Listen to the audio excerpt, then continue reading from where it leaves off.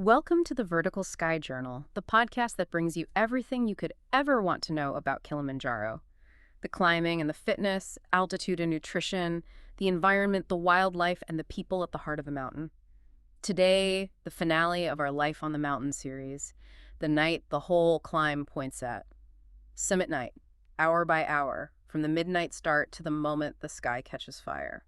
It really is the moment everything points towards, isn't it? It absolutely is. And when you think about it, waking up at midnight, putting on literally every piece of clothing you own, and stepping out into minus 20 degrees to walk uphill for 7 hours in the pitch black. It sounds completely mad when you say it out loud like that. It does. It does. I mean, why would anyone willingly subject themselves to that?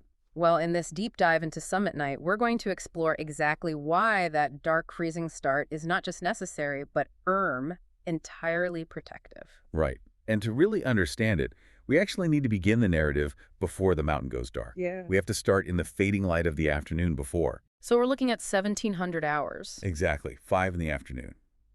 You arrive at Barafu Camp, which sits at 4,673 meters.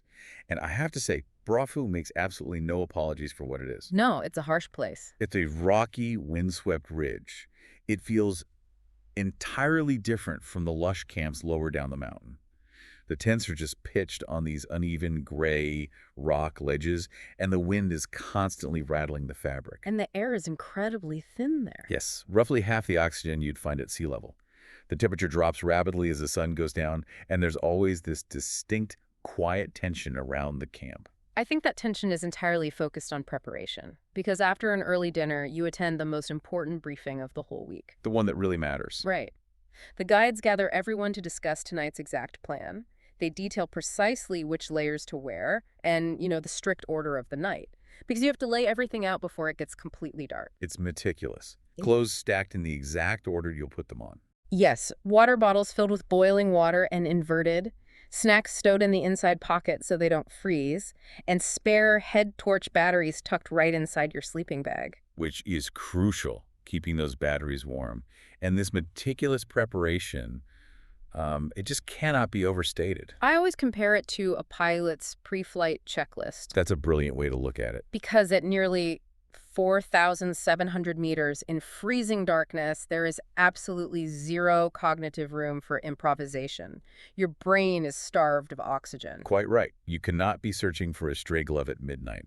Every item simply has to be exactly where your hands expect it to be. So once the kit is perfectly laid out, you climb into your sleeping bag around 1900 hours, 7 in the evening. And the mantra here is so important. Rest is the goal. Sleep is a bonus. Exactly. Because shallow, unlikely sleep is the reality for almost everyone up there. It is. I mean, between the nerves and the altitude, deep slumber is nearly impossible. Wow. Lying quietly in the tent, just allowing your heart rate to settle, that has to be sufficient preparation. And then the waiting ends abruptly. 2300 hours, 11 at night. A voice at the tent softly calls your name. That's the transition. Moving from the waiting to the doing. A cup of hot tea and some biscuits are passed through the vestibule. And you sit up, and you just sense this electric calm across the camp, everyone dressing in the dark. And dressing for summit night means wearing nearly everything you own all at once. Base layers, thick fleece, insulated jacket, shell. 2 pairs of gloves. 2 pairs of gloves, yes. A buff, a beanie, and your head torch stretched over the top of it all. It's bulky. It's awkward inside a small tent.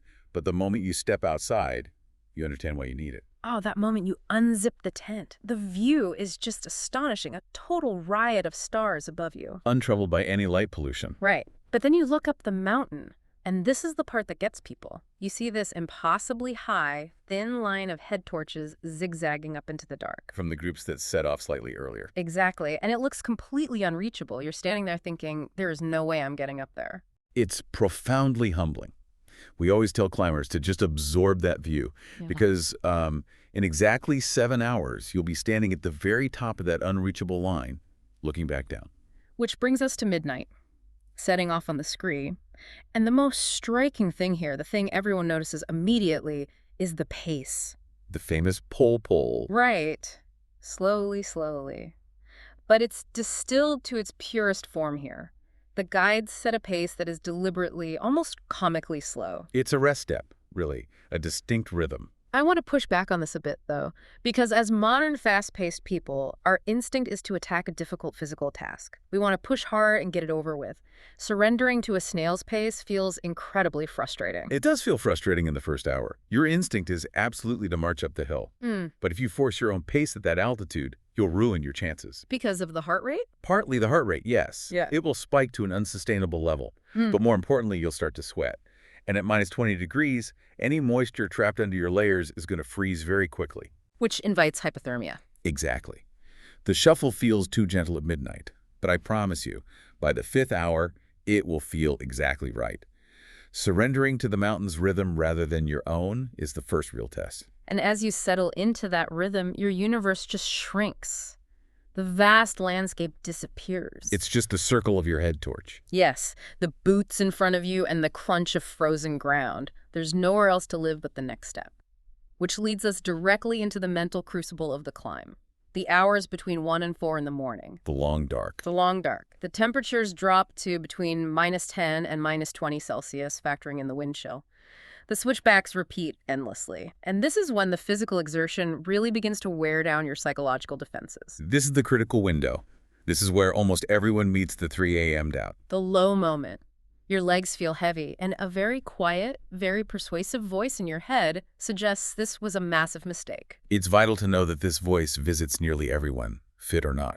And the most important thing to know about that voice, it lies. I think we need to look at the biology here. It's essentially a biological alarm bell, isn't it? That's precisely what it is. Your body is at its lowest circadian ebb. It wants to be asleep. Your brain is dealing with hypoxia. So your amygdala, the survival center, is screaming at you that you are cold and in danger, and you need to go back to a warm tent. So it's not a personal failing. It's not a lack of mental toughness. It's just an imposter syndrome caused by the altitude. Exactly. Once you recognize it as a biological alarm, you can manage it. And this is where the guides are just phenomenal. Oh, their role here is profound. They aren't just leading the way, they are watching every single climber in the torchlight. They're constantly assessing, Yeah. adjusting the pace, listening to breathing. And stepping in before you even know you need help. Unscrewing your water bottle for you before your gloved hands freeze trying to do it. Coordinating those very short T-stops in the lee of the rocks to hide from the wind. And sometimes starting a quiet song. A Swahili song that just drifts down the line. It's such a brilliant way to break the silence of the long dark.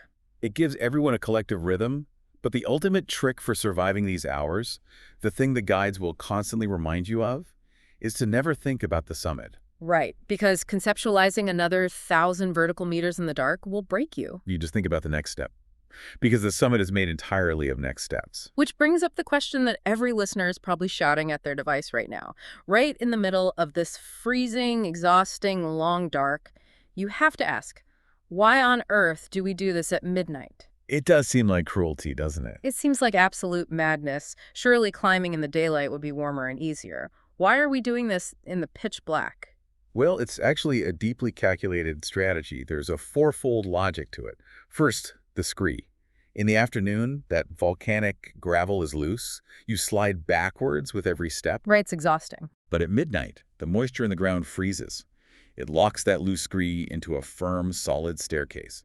It's significantly easier to climb. That's fascinating. So what feels like a punishment, the freezing cold, is actually the mountain doing you a massive favor. Exactly.